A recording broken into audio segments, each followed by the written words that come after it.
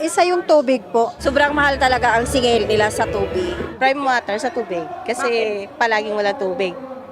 Pero mahal ang singil. According to some complaints, depektibo at palpak ang water concessionaire, and I'm not actually sure if they're a water concessionaire, pero basta service provider ng tubig.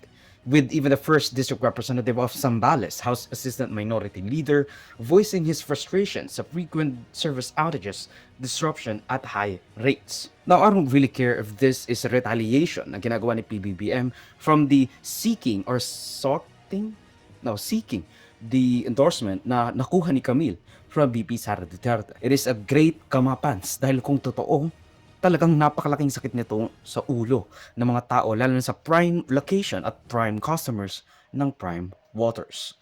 From Laguna, Bulacan, Las Piñas at Subic, talagang malaking perwisyo kung totoo yung recurring at may kababayaang nangyayari. It is also interesting to point out na unti-unti na namang nagsislide si Camille sa Magic 12 senatorial balls despite the name recognition as per recent surveys. No, talagang mahina ang pool ni Camille Villar sa mga karaniwang botante, with many apathetic to her despite the alleged billions of ad money spent before campaign period had even started, ayon sa PCIJ of Philippine Crime Investigative Journalist at Nielsen Ad Intel.